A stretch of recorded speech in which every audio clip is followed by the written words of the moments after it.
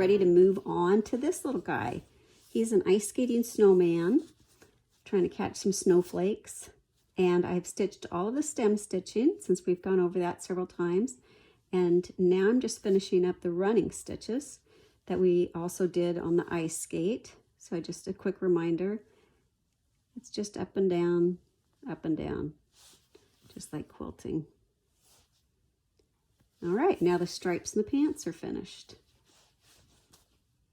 When you need to stitch little rounded areas like the mittens, what I like to do is a fly stitch.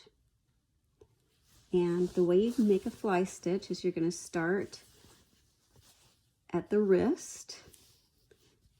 These are a little variegated. I mean, it's a variation of a fly stitch. So you're going to go where the thumb and the hands meet, and then up at the point of the thumb, the thread's going to go under the needle and pull it away. And now we've got a little thumb. So we're just going to tack that in place right on the other side of that.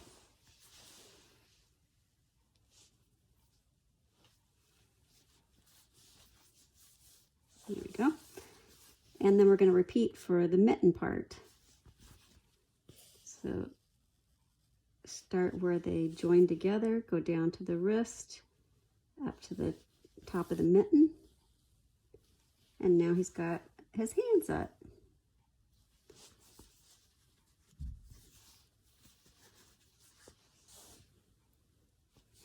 So I tend to use that stitch a lot when I'm doing things like a small bee's wing or something like that.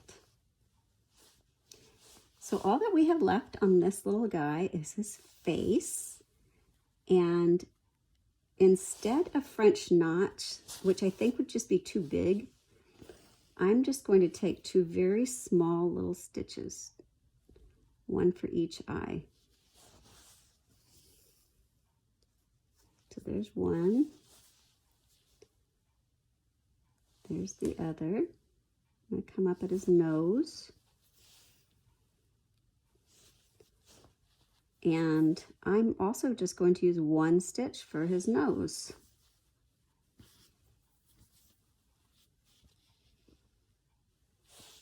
Now for his mouth, let's do what we did for the mittens, because we want this rounded curve. We want him smiling. So it's a pretty wide open fly.